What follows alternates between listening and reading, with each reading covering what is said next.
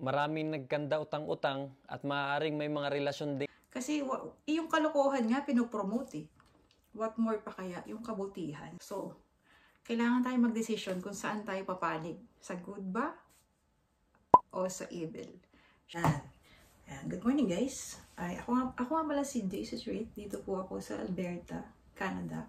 And I'm creating this video para i-support yung advocacy o yung sinabi ni King Lux sa kanyang vlog na hindi na siya magpo-promote ng mga online casino game or online sabong, mga ganon. And actually, ako isa sa mga nakapansin sa kanya kung bakit siya nagpo-promote ng online casino. Kasi nga, yung content niya is motivation, helping, inspiration sa iba. Tapos nagpo-promote siya ng ganong mga online game. Syempre, naintindihan naman natin siya kasi malaki talaga yung bigayan sa mga ganyan. And syempre, sa paggawa niya ng content, kailangan din niya ng budget. And yan, naglabas siya ng video, syempre, nag-explain siya. Syempre, naintindihan naman natin siya. And at sobrang nakaka-proud yung ginawa niya action na hindi na siya tatanggap. And actually, ako din eh. If ever, loobin ni Lord na lumaki talaga yung channel natin, na maging big time tayo, content creator, YouTuber, ayan. Tapos may mag-aalok sa akin ng ganon, ng online game, o malaki yung offer sa'yo.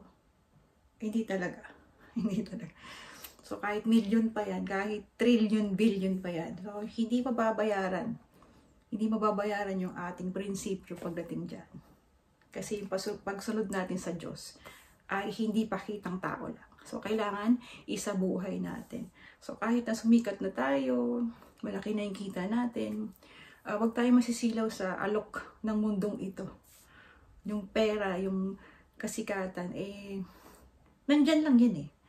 Pero, isipin natin na hindi tayo habang buhay dito sa lupa. No? Pansamantala lang lahat yan. So, lahat tayo kailangan sumunod pa rin.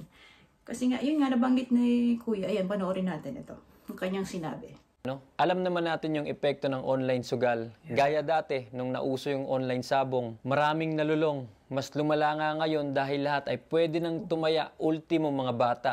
Maraming nagkanda utang-utang at maaaring may mga relasyon ding nasira o pamilya dahil dyan. Alam kong marami dyan ang mga nalulong at nahihiya lang mag-share. Di ko rin gusto na marami nga akong pera, pero may guilt ka naman. Sobrang tama, sobrang tumpak talaga yung mga sinabi niya na ultimo bata, pwede nang tumaya. At marami ng relasyon o pamilya ang nasira dahil sa online sugal. Na may kita ka nga. Pero may guilt naman. Malaki nga yung kita mo. Pwede ka naman makasira ng buhay ng mga ibang tao kasi ang dami niya ng subscribers. So 2 million subscribers na siya. Alam mo, kahit isa lang doon, masira mo, di ba? Parang, kay Lord, di ba? Minus points yun kay Lord. So kahit na 2 million subscribers ka dito sa lupa, kung nakakasira ka naman ng buhay, ikaw yung pinagmumulan, ikaw yung nagpo-promote. Di ba? Dapat, no. Ma-share ko nga lang din. Na-try ako mag-download niyan, yung online sugal na yan. Yung bomba, alam niyo ba yun? Napakadali lang kasing mag-register, no? Gcash number lang, and then email address lang. Boom! Naka-register ka na agad at ready ka na to play. Dito tinry ko siya. Ang puhunan, ang minimum ay amount is 200 lang. So, nagpa-cash in ako sa Gcash at ninry ko. So, alam nyo ba, nanalo ako ng 1,000. So, 200 lang, 1,000 yung naabot ko na price. Tapos, sa kagustuhan ko pa na lumaki pa yung 1,000, syempre, tumaya pa rin ako. Kasi napakadali lang isang click lang, tapos instant money na, hanggang sa inabot na siya ng yung 1,000, naging 800, 700, 500, 300, hanggang yung 200 ko natalo. So, wala talaga. Pero alam niyo ba yung habang nandun ako dun sa sa intense no, na gusto kong bumawi. So buti na lang madaling araw na yon.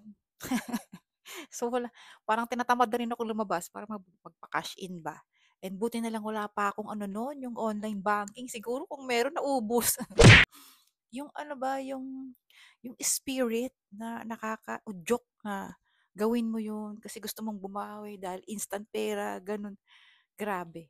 So buti na lang kinabukasan pagising ko, wala na. Wala na yung ganong ano, spirit. So lumayas na. So talaga, pag may mga ganyang sitwasyon, pray lang talaga. Pray, ask tayo ng prayers, guidance kay Lord na wag tayong magumol. Ano ba yun sa English?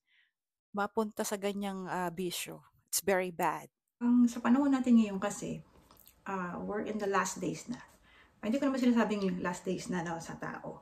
Pero kasi sa Lord, ang isang araw ay 1,000 years. So, we're in the last days na ng mundo.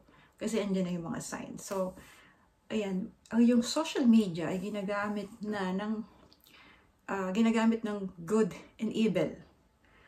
Yan, evil spirit. So, it's a warfare between good and evil. So, kailangan tayo mag-decision kung saan tayo papanig. Sa good ba? O sa evil? Siyempre, doon na tayo sa good. So, kaya nga, yung mga nagsasabi kay King Lux na yung mga cum laude basher na sinasabing, yung namimigay ka, binibidyo mo naman. So, nasa ano rin kasi yan, na-mention din niya sa Bible na if you help, wag mo na siyang sabihin or wag mo na siyang i-broadcast. So, in that case, bahala na si Lord, no? Bahala na si Lord humusga. Kasi yung kalokohan nga, pinopromote eh. What more pa kaya yung kabutihan, i-promote din natin. 'Di ba? Si Lord na bahalang humusga. Ang Diyos lang nakakaalam. So, yun yung sinasabi ko is, sobrang sobrang bilis na ng technology ngayon. Kahit mga bata, pwede nang tumaya. So, tayo, hindi naman tayo sikat, no? Pero, at least meron tayong mga viewers, influencer tayo. Mas maganda, mas mabuti, magbahagi tayo ng mabuti. No? Piliin natin yung mabuti. Huwag lang sa kumita. No? Kasi yung kita, yan, pag sumunod tayo sa Diyos, susunod naman yan eh. Ibibigay yan sa atin na Lord. Basta masipag lang tayo, matyaga, at patuloy na gumawa ng mabuti sa kapwa. So ayan, Sir King Lux, I'm so proud of you and isa ako sa mga nakasupport sa'yo and I'm sure marami kami na naiintindihan ka at sinusuportahan ka namin. Ayan, dito po from Canada, I'll support you always watching your videos. Ayan guys, thank you for watching and see you to my next video.